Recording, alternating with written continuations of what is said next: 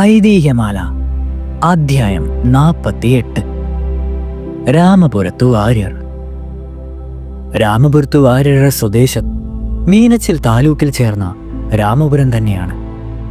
ഇദ്ദേഹത്തിന്റെ ജനനം കൊല്ലം 9-ാം ശതാബ്ദത്തിന്റെ ഒടുവിലായിരിക്കണം.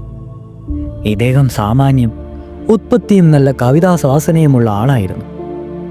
ഇദ്ദേഹത്തിന്റെ പ്രധാന കൃതി കുചേലവൃത്തം വഞ്ചിപ്പാട്ടാണ്. അതുകൂടാതെ ചില ഒറ്റ ശ്ലോകങ്ങളും കീർത്തനങ്ങളും മറ്റുമല്ലാതെയൊന്നും ഇദ്ദേഹം ഉണ്ടാക്കിയിട്ടുള്ളതായി കാണുന്നില്ല. ഇദ്ദേഹം വഞ്ചിപ്പാട്ടുണ്ടാക്കുവാനുള്ള കാരണം താഴെ പറയുന്നു. രാമപുരത്തു വാര്യർ ദാരിദ്ര്യം സഹിക്കാൻ വയ്യായിട്ട് സ്വദേശം വിട്ടു പുറപ്പെട്ട് വൈക്കത്ത് ചെന്ന് ചേർന്നു. ഈ ദാരിദ്ര്യ ദുഃഖം വൈക്കത്തപ്പൻ തന്നെ തീർത്തു. വൈക്കത്തപ്പൻ തന്നെ ഈ പ്രശ്നം തീർത്തു തരണമെന്ന് പ്രാർത്ഥിച്ചുകൊണ്ട് ഇദ്ദേഹം അവിടെ ഒരു വർഷ സരവചനം തുടങ്ങി. വൈക്കത്ത് ഊട്ടുപുരയിൽ സദ്യയുള്ള ദിവസം മാത്രം ഒരു നേരം ഊണ് കഴിക്കാം, സദ്യയില്ലെങ്കിൽ അന്നുണ്ണുകയും വേണ്ട എന്നുള്ള നിശ്ചയത്തോടു കൂടിയാണ് വാര്യർ ഭജനം തുടങ്ങിയത്. അദ്ദേഹം ഭജനം തുടങ്ങിയതിൽ പിന്നെ അവിടെ ഒരു ദിവസവും മുടങ്ങാതെ സദ്യ ഉണ്ടായിരുന്നു എന്നതാണ് കേട്ടിട്ടുള്ളത്. ഭജനം കാലം കൂടുന്ന ദിവസം മാർത്താണ്ഡവർമ്മ മഹാരാജാവ് വൈക്കത്ത് എഴുന്നള്ളി വാര്യർ മഹാരാജാവിനെ സ്തുതിച്ച് 4-5 ശ്ലോകങ്ങൾ ഉണ്ടാക്കി എഴുന്നള്ളത്തോടുകൂടി ഉണ്ടായിരുന്ന രാമയ്യൻ ദളവ മുഖാന്തരം തൃക്കൈയിലെത്തിച്ചു. തിരികെ എഴുന്നള്ളത്ത് പുറപ്പെട്ട് ബോട്ടിൽ എഴുന്നള്ളുന്ന സമയം കടവിൽ വാര്യരും ഹാജരുണ്ടായിരുന്നു. വാര്യരും കൂടി ബോട്ടിൽ കയറിക്കൊള്ളുന്നതിന് കൽപ്പിക്കുകയും വാര്യരും കൂടി കയറുകയും ചെയ്തു. ബോട്ട് നീക്കി കുറച്ചു പോയപ്പോൾ വാര്യർ ഒരു വഞ്ചിപ്പാട്ടുണ്ടാക്കി പാടുന്നതിന് തമ്പുരാൻ കൽപ്പിച്ചു.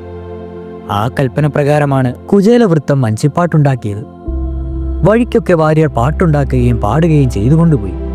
പള്ളി ബോട്ട് തിരുവനന്തപുരത്ത് കൽപ്പാലക്കടവിൽ അടുത്തെത്തിയപ്പോഴേക്കും പാട്ട് മുഴുവനാക്കുകയും ചെയ്തു.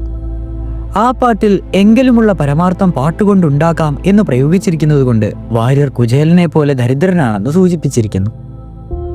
തിരുവനന്തപുരത്ത് വന്നു ചേർന്നയുടനെ വാര്യർക്ക് താമസിക്കുന്നതിനൊരു സ്ഥലവും ആഴ്ചമുറക്കെ എണ്ണയും 2 നേരവും പക്കത്ത് ഭക്ഷണവും മറ്റും കൊടുക്കുന്നതിനെ കൽപ്പിച്ച് ചട്ടം കെട്ടി. അങ്ങനെ വാര്യർ കുറച്ചു ദിവസം അവിടെ താമസിച്ചു. ഒടുക്കം മുഖം കാണിച്ച് യാത്രയറിയിച്ച് പോയ സമയം വാര്യർക്ക് യാതൊന്നും കൽപ്പിച്ചു കൊടുത്തില്ല. കുചേലൻ ദ്വാരകയിൽ നിന്നെന്ന പോലെ വാര്യർ ഏറ്റവും വിഷാദത്തോടുകൂടി തിരുവനന്തപുരത്ത് നിന്നും മടങ്ങിപ്പോയി. സ്വഗൃഹത്തിനടുക്കൽ ചെന്നപ്പോഴും വാര്യർക്ക് കുചേലനുണ്ടായതുപോലെയുള്ള പരിഭ്രമവും അന്താളിത്തോപ്പൊക്കെ ഉണ്ടായി. വാര്യർ തിരുവനന്തപുരത്ത് താമസിച്ചിരുന്ന കാലം കൊണ്ട് കൽപ്പനപ്രകാരം വാര്യരുടെ ഗൃഹം വലിയ മാളികയായിട്ട് പണിയുകയും ഗൃഹത്തിൽ വേണ്ടുന്ന സകല പാത്രങ്ങളും അവിടെയുള്ളവർക്കെല്ലാം ആഭരണങ്ങളും കരമുടിവായിട്ട് വളരെ വസ്തുതകളും കൊടുക്കുകയും കഴിഞ്ഞിരുന്നു. അനന്തരം വാര്യർ കുചേലനെ പോലെ അർത്ഥമിത്ര പുത്രാദികളോടും കൂടി മഹാരാജാവെങ്കിലും ഈശ്വരെങ്കിലും വളരെ ഭക്തിയോടും കൂടി സുഖമായി പാർക്കുകയും ചെയ്യുന്നു. ഇതോടുകൂടി ഐതിഹ്യമാല അധ്യായം 48 സമാപിച്ചിരിക്കുകയാണ്.